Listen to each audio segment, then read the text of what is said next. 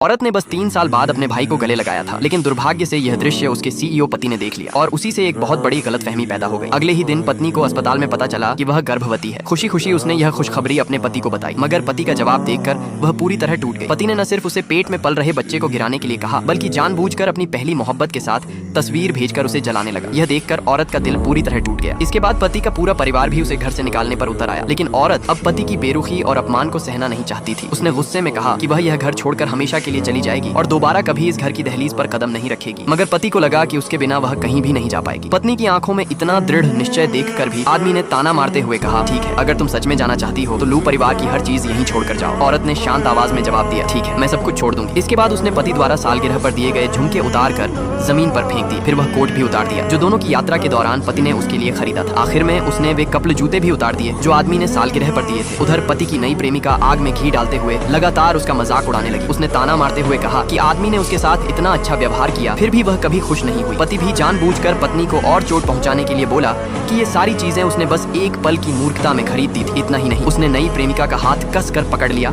और कहा कि अब वही उसकी पत्नी की जगह लेगी। नई प्रेमिका ने फिर औरत का अपमान करते हुए उससे अंगूठी उतार कर वापस करने को कहा। औरत ने अपनी शादी की अंगूठी उतारी और आदमी की तरफ देखते हुए कहा, इस जिंदगी में मुझे सबसे बड़ा पछतावा तुमसे शादी करना है। ये कहकर उसने अंगूठी जमीन पर फेंक दी, मानो दोनों के रिश्ते और आखिरी उम्मीद को हमेशा के लिए खत्म कर दिया हो। इसका अगला पार्ट देखने के लिए चैनल को सब्सक्राइब करें।